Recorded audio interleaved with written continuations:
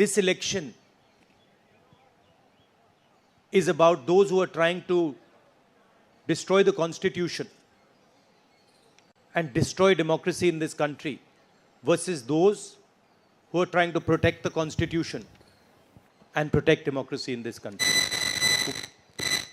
We do believe that it is very important,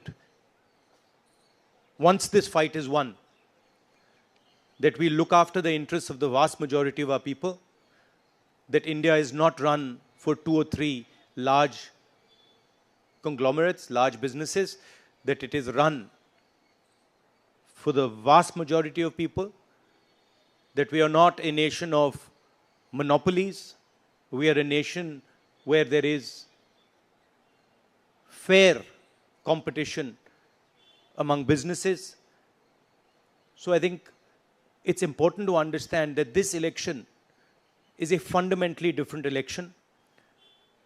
I don't think democracy has been as much at risk, the constitution has been as much at risk as it is today. ये जो चुनाव है, ये लोकतंत्र को और संविधान को बचाने का चुनाव है। एक तरफ एनडीए नरेंद्र मोदी जी जो कॉन्स्टिट्यूशन पर आक्रमण कर रहे हैं, लोकतंत्र पर आक्रमण कर रहे हैं, इंस्टीट्यूशंस को कैप्चर कर रहे हैं, और दूसरी तरफ इंडिया अलायंस जो कॉन्स्टिट्यूशन की रक्षा करता है, लोकतंत्र की रक्षा करता है। तो ये चुनाव इन दोनों फोर्सेस के बीच में है। मेरा सवाल राहुल जी आपसे है। राहुल जी, सवाल आपसे यह है कि 2014 में जैसे ही मोदी सरकार आई थी, आपने एक बयान दिया था और आपने ये कहा था कि देखते जाइए धीरे धीरे कॉन्स्टिट्यूशनल इंस्टीट्यूशंस जितने भी हैं देश पे, उस पे आरएसएस और बीजेपी का कब्जा हो जाएगा। अब आप ये कह रहे हैं कि हो चुका है और आप कह रहे हैं कि हम कानून भी लाएंगे। क्या आपको ऐसा नहीं लगता राहुल जी कि ये जब आप करेंगे तब बीजेपी आपके ऊपर ये आरोप लगाएगी कि चूंकि केसेस जो है या पूछताछ विपक्ष के नेताओं से ज्यादा हुई, इसलिए प्रतिक्रिया में लाया गया रिएक्शनरी लॉज अमेंडमेंट होंगे? ये सबसे पहले ये समझना होगा कि हिंदुस्तान के राजनीतिक स्ट्रक्चर में हो क्या रहा है। आरएसएस ने और बीजेपी ने और खासतौर से नरेंद्र मोदी जी ने जो स्ट्रैटेजी बनाई है, उसका फाउंडेशन क्या है, उसकी नींव क्या है, सबसे पहले यह समझना है। नरेंद्र मोदी जी ने जैसे अदानी जी की मोनोपोली है पोर्ट्स पर, इंफ्रास्ट्रक्चर पर, डिफेंस में, वैसे नरेंद्र मोदी जी ने पॉलिटिकल फाइनेंस की मोनोपोली बनाई है। कैसे बनाई है? ED, CBI, income tax department का प्रयोग करके। अगर आप बॉन्ड स्कीम्स को देखें तो उसमें साफ दिख जाता है कि नरेंद्र मोदी जी ने, बीजेपी ने एक प्रकार से पॉलिटिकल फंडिंग एक्सटॉर्शन से, धमकी से, प्रेशर से बनाई है। खारगे जी ने कहा जो भी भ्रष्ट हैं वो सब बीजेपी में जा रहे हैं। उसका कारण है क्योंकि नरेंद्र मोदी जी चाहते हैं कि पॉलिटिकल फाइनेंस की मोनोपोली उनके हाथों में हो। अब हमारे बैंक अकाउंट बंद कर दिए, हमारे पास ओरिजिनल रास्ता जो था वही हमारा रास्ता है। हम जनता के साथ जाकर मिलकर उनके लिए लड़ते हैं। ये जो मैनिफेस्टो बना है, ये मैनिफेस्टो कांग्रेस पार्टी ने नहीं बनाया है। ये मैनिफेस्टो हिंदुस्तान की जनता ने बनाया है। हमने सिर्फ इसको लिखा है, ठीक है, और हमने सिर्फ इसको लिखा है। जो किसानों ने हमें बताया, खारगे जी को बताया, मुझे बताया, बाकी नेताओं को बताया, वो हमने लिखा है।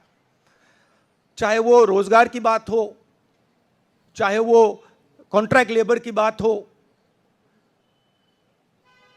हजारों लोगों से बात करके हमने ये हिंदुस्तान की आवाज है, ये लिखी है।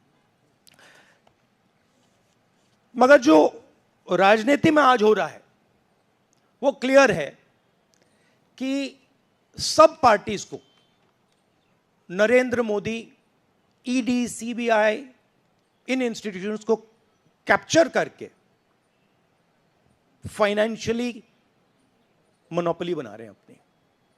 और चुनाव के बाद रियलिटी है कि ये जो फाइनेंशियल मोनोपोली बड़ी इंटरेस्टिंग चीज है, क्योंकि सारा इंफॉर्मेशन, सारा का सारा इंफॉर्मेशन, किससे एक्सटॉर्शन किया है, किसको कॉन्ट्रैक्ट दिया है, कॉन्ट्रैक्ट देने के बाद उसने कितना पैसा दिया है, वो पूरी ब्लूप्रिंट, पूरी की पूरी ब्लूप्रिंट इलेक्टोरल बॉन्ड्स में लिखी हुई है। तो नरेंद्र मोदी जी ने आज नहीं तो कल ऑपोजिशन को पूरी chargesheet, proof sheet electoral bonds के थ्रू पकड़ा दी है। तो इसीलिए थोड़ा टेरर हो रहा है उनको, इसीलिए ये नंबर निकला है 400 पार। इसलिए ये महाराष्ट्र में हमारे नेता ले जा रहे हैं, हरियाणा में सब जगह हमारे नेता ले जा रहे हैं, क्योंकि इनको लग रहा है कि भैया अगर 400 पार नहीं 180 हो गई, 160 हो गई, 140 हो गई तो नैया पार हो जाएगी। देखिए 2019 में ये शुरू हुआ, आज ये एक तरह पीक पे पहुंच गया है। हिंदुस्तान के सारे इंस्टीट्यूशंस उनके हाथ में हैं, पॉलिटिकल फाइनेंस की मोनोपोली उनके हाथ में है। CBI, ED, income tax, EC, ये सारे के सारे बीजेपी के हाथ में है, बीजेपी के कंट्रोल में है। तो जैसे मैंने अपने भाषण में कहा, cricket match is a rigged match. Cricket match is not a fair match.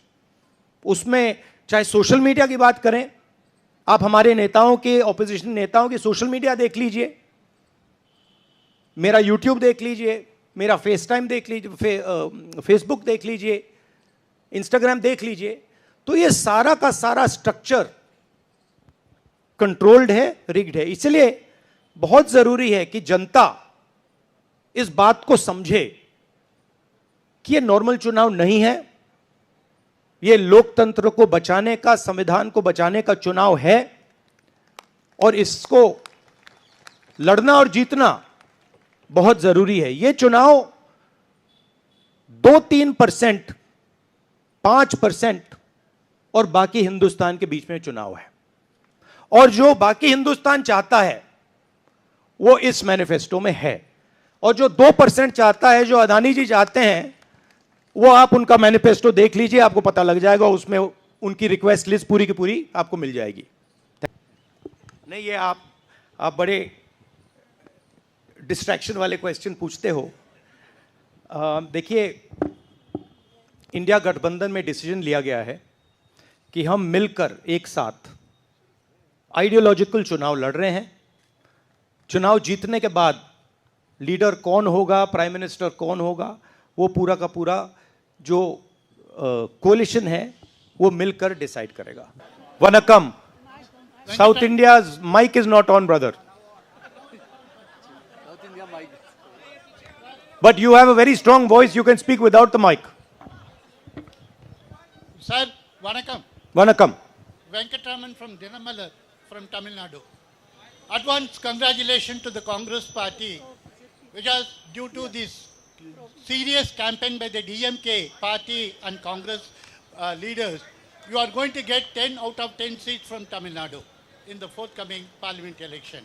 Do you think the same trend will you expect from the across the country? Well, you know, I'm not a soothsayer. Unlike many political commentators, I can't predict the future. But what I'm confident of is that this is a much closer election than is being propagated by the media. it is a close election, and we are going to fight an excellent election, and we are going to win the election. Thank you. Please do remember one thing. Please do remember that there was a similar feeling being generated by the press when Mr. Vajpayee was Prime Minister. There was the India Shining campaign. So we have a similar idea being propagated. India Shining with 2-3 new dimensions. International dimension, all sorts of new dimensions. Full support by the monopolists in the country. But do remember what happened to the India Shining campaign, and do remember who won that campaign. Thank you.